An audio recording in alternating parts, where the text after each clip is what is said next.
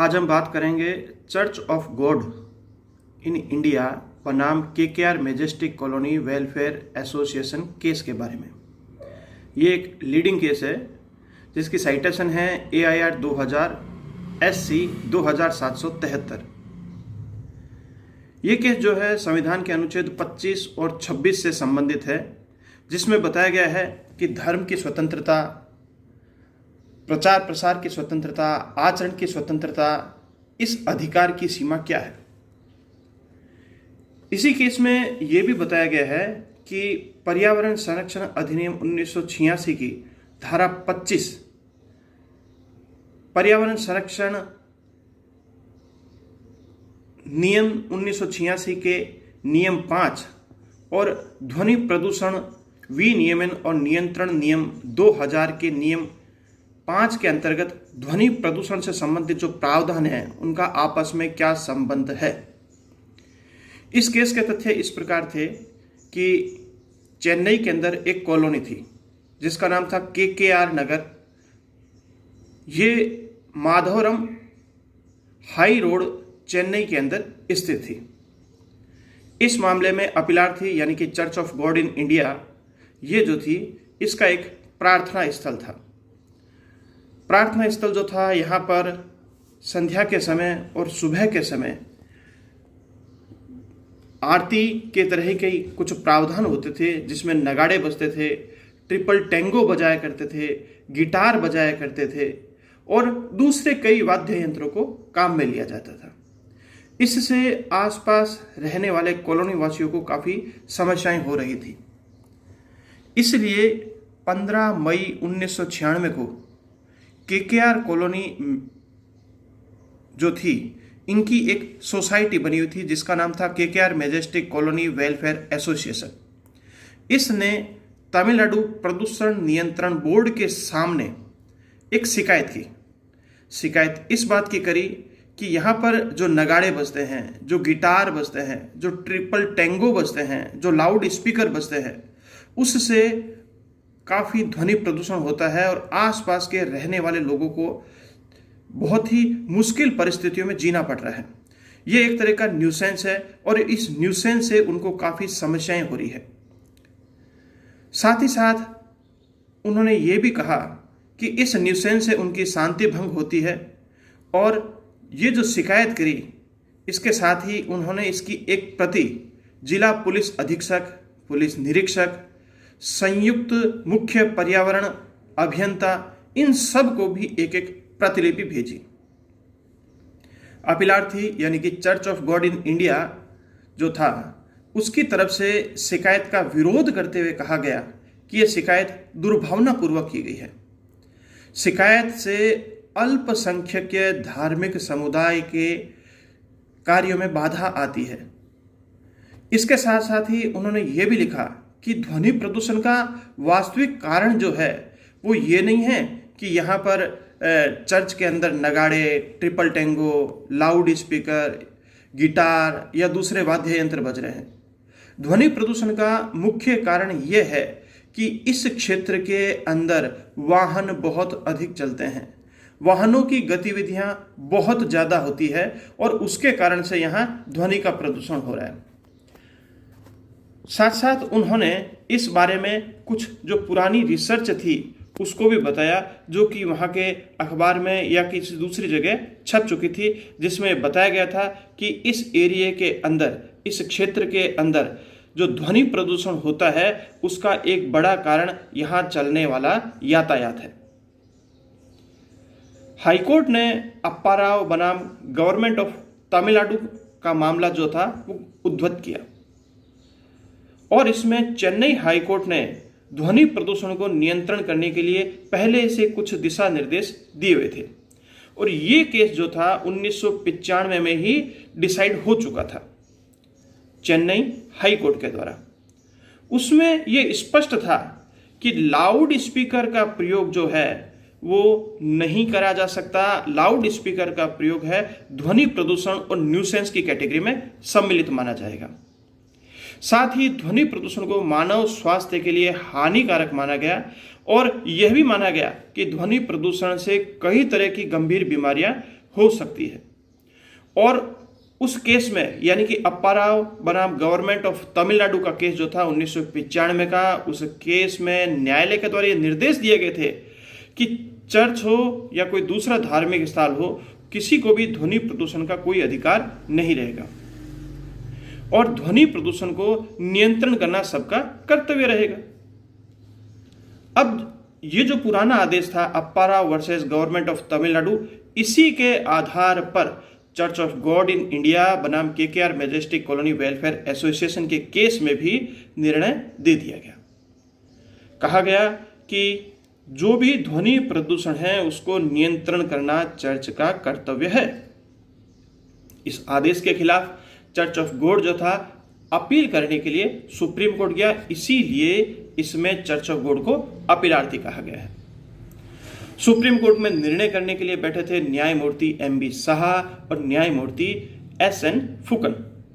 इन्होंने बहुत ही अच्छा निर्णय दिया। उन्होंने सबसे पहले तथ्यों को देखा, मामले को देखा, पुराने जो निर्णय आ चुके थे इस संबंध में उनको देखा, दोनों पक्षों की चर्चा सुनी, दोनों पक्षों के विचार जाने और जो पहले की सर्वे रिपोर्ट थी उसको देखा, जो अखबार में छप चुका था कि उस क्षेत्र में ध्वनि प्रदूषण का कारण क्या है उसको भी देखा, हाई कोर्ट के निर्णय को देखा, संविधान के अनुच्छेद 25 और 26 जो कि धर्म का अनुसरण करने की, आचरण करने की और प्रचार प्रसार करने का अधिकार देता है, उस अनुच्छेद को देखा, पर्यावरण संरक्षण अधिनियम 1986 की धारा 25 के ऊपर विचार किया जिसमें केंद्र सरकार की नियम बनाने की शक्ति है।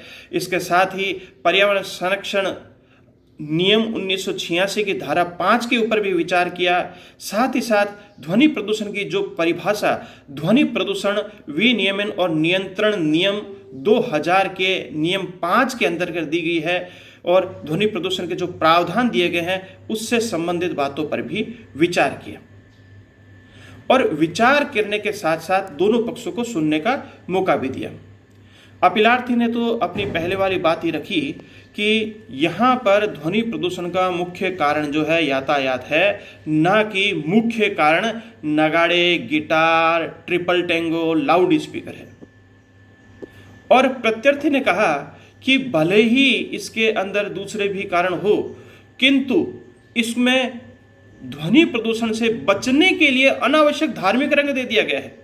ध्वनि प्रदूषण से बचने के लिए अनावश्यक रूप से अनुच्छेद 25 और 26 जो कि धर्म का अनुसरण करने, आचरण करने और प्रचार प्रसार करने का अधिकार देता है, का जानबूझकर गलत तरीके से सहारा लिया जा रहा है और केवल ध्वनि प्रदूषण को युक्त ठहराने के लिए प्रयास किए जा रहे हैं। प्रत्यर्थी यानी कि KKR majestic colony welfare association जो थी उसकी तरफ से ये भी कहा गया कि ये जो चर्च की तरफ से ध्वनि प्रदूषण होता है उससे प्रत्यर्थी यानी कि कॉलोनी के निवासियों को काफ़ी समस्याएं आ रही है। साथ साथ कॉलोनी वासियों का जो अनुच्छेद 21 का अधिकार है, प्राण एवं दैहिक स्वतंत्रता का अधिकार, वह खतरे में पड़ गया है।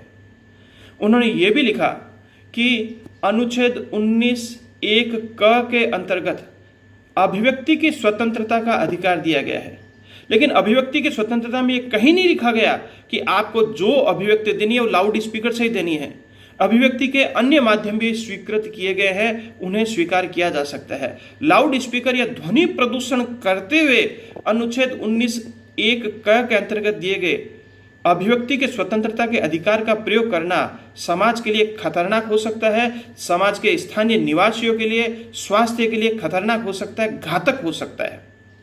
इसलिए यह जरूरी है कि अगर church of God in India का कोई धार्मिक अधिकार भी है, धर्म अनुसरण करने, आचरण करने और प्रचार प्रसार करने का अधिकार है, अभिव्यक्ति के स्वतंत्रता का अधिकार है, तो उन्हें कुछ मर्यादाओं के अंदर ही इन अधिकारों का पालन करना होगा और अपने अधिकारों का इस तरह से प्रयोग न करें कि दूसरे के अधिकारों में बाधा आ जाए या दूसरे के अनुच्छेद 21 का अधिकार जो है वो खंडित हो जाए। न्यायालय ने दोनों पक्षों को सुना और न्यायालय में जो न्यायमूर्ति थे MB शाह और न्यायमूर्ति SN फुकन, उन्होंने सभी तथ्यों के ऊपर विचार किया और उन्होंने देखा कि धार्मिक स्वतंत्रता के अधिकार के अंतर्गत भले ये लिखा गया है कि धर्म का अनुसरण करने, आचरण करने, प्रचार प्रसार करने का अधिकार है, लेकिन ये अधिकार इस तरह से नहीं प्रयोग किया जा सकता कि किसी दूसरे के अधिकार, सुख सुविधा में बाधा उत्पन्न हो जाए। नगाड़ा बजाना, एम्पलीफायर, लाउड स्पीकर, ध्वनि प्रदूषण ये क्षेत्र के निवासियों के स्वास्थ्य के लिए घातक हो सकता है। धार्मिक स्वतंत्रता के नाम पर अनुच्छेद 21 के अंतर्गत दिए गए दूसरे व्यक्तियों के जीने के अधिकार में बाधा नहीं बनी जा सकती। इसलिए यह आवश्यक है कि ध्वनि प्रदूषण को तो नियंत्रित किया ही जाए। दूसरी बात यह है कि सुप्रीम कोर्ट ने हाई कोर्ट का जो पुराना निर्णय था उसको भी देखा और उसमें ये साफ तौर पर लिखा हुआ था कि ध्वनि प्रदूषण जो है उसको नियंत्रित किया जाना चाहिए। और पुराना निर्णय आपको मैं याद दिला दूं, अप्पा राव बनाम गवर्नमेंट ऑफ तमिलनाडु का केस जो था 1995 का, उसमें स्पष्ट दिया जा चुका था। तो सुप्रीम कोर्ट ने कहा इस निर्णय की पालना भी आवश्यक है कि ध्वनि प्रदूषण को नियंत्रित किया जाना चाहिए। इस तथ्य को भी ध्यान देना है। इसी के साथ ध्वनि प्रदूषण को नियंत्रित करने के लिए ध्वनि प्रदूषण विनियमन और नियंत्रण नियम 2000 जो बनाए गए थे उसमें विभिन्न क्षेत्रों के लिए समयानुसार ध्वनि प्रदूषण की सीमाएं निर्धारित की गई है, उसका भी पालन करना जरूरी है। सुप्रीम कोर्ट ने कहा कि आचार्य महाराज श्री नरेंद्र प्रसाद जी आनंद जी महाराज और स्टेट ऑफ गुजरात के निर्णय में 1974 में ही उद्धृत किया जा चुका है और ये अभी निर्धारित किया जा चुका है कि समाज में किसी व्यक्ति का ऐसा कोई निरपेक्ष अधिकार नहीं हो सकता जो अन्य व्यक्ति के अधिकार में बाधा डालता हो। यानी कि दूसरे शब्दों में कह सकते हैं कि न्यायालय ने, सुप्रीम कोर्ट ने निर्णय देते हुए ये निर्धारित किया कि अनुच्छेद 25 और अनुच्छेद 26 में प्रदत्त धार्मिक स्वतंत्रता का अधिकार निरपेक्ष नहीं है और संविधान के अनुच्छेद 19(1) क में अभिव्यक्ति की स्वतंत्रता के अंतर्गत लाउड स्पीकर का प्रयोग करना अनिवार्य नहीं है। साथ ही सुप्रीम कोर्ट ने यह भी अभी निर्धारित किया कि धर्म स्थलों पर नगाड़े, एम्पलीफायर, ट्रिपल टेंगो या दूसरे वाद्य यंत्र, लाउड स्पीकर, इनका प्रयोग नहीं किया जा सकता या इस तरह से नहीं किया जा सकता जिससे अन्य व्यक्तियों की शांति और सुख सुविधा में बाधा पड़े। ध्वनि प्रदूषण विनियमन और नियंत्रण नियम 2000 में ध्वनि प्रसारण की निर्धारित सीमा का पालन किया जाना अत्यंत आवश्यक है। इस तरह से हम कह सकते हैं कि सुप्रीम कोर्ट ने यह निर्णय दिया। इस निर्णय देने के साथ ही इस निर्णय के कुछ प्रतिपादित सिद्धांत है उसके ऊपर विचार करते हैं। प्रथम प्रतिपादित सिद्धांत इसका यह है कि संविधान में अनुच्छेद 25 और 26 के अंतर्गत धार्मिक स्वतंत्रता का अधिकार दिया गया है और साथ ही ये भी कहा गया है कि किसी भी व्यक्ति को अधिकार है कि वो अपनी इच्छा के किसी धर्म का अनुसरण करे, आचरण करे, प्रचार प्रसार करे, लेकिन ये अधिकार आत्यंतिक नहीं है। यानी इस अधिकार पर कुछ रोक भी हो सकती है और वो रोक यह है कि अन्य व्यक्तियों के अन्य अधिकारों पर कोई बाधा ना पड़े। अन्य अधिकार से यहाँ तात्पर्य है अनुच्छेद 21 में प्राण एवं दैहिक स्वतंत्रता के अधिकार पर बाधा ना पड़े। इसी तरह धर्म स्थल में नगाड़े, एम्पलीफायर, लाउड स्पीकर का प्रयोग इस तरह से नहीं किया जा सकता कि अन्य व्यक्ति की सुख सुविधा में बाधा पड़े। ये था दूसरा प्रतिपादित सिद्धांत। और तीसरा प्रतिपादित सिद्धांत जो मुख्य रूप से था वह यह था कि ध्वनि प्रदूषण विनियमन और नियंत्रण नियम 2000 में ध्वनि प्रदूषण को निर्धारित सीमा जो दी गई है उस सीमा का प्रत्येक व्यक्ति को पालन करना होगा। इसके साथ साथ सुप्रीम कोर्ट ने इस निर्णय के माध्यम से यह भी दिखा दिया कि एक व्यक्ति हो या कोई संस्था हो, सभी व्यक्तियों को मूल अधिकार का प्रयोग इसी तरह से करना होगा कि अन्य व्यक्तियों के मूल अधिकार पर कोई बाधा ना पड़े। सुप्रीम कोर्ट ने यह भी बता दिया कि कुछ व्यक्तियों के मूल अधिकार जो है उनको कोई एक संस्था या कोई एक निकाय भी प्रभावित नहीं कर सकता और मूल अधिकार एक ऐसे अधिकार है जिनको ना तो कोई छीन सकता है और ना ही कोई कम कर सकता है, ना ही कोई तोड़ मरोड़ सकता है। और मूल अधिकार की आड़ में कोई व्यक्ति किसी दूसरे व्यक्ति के अधिकार में बाधा भी नहीं डाल सकता। धन्यवाद।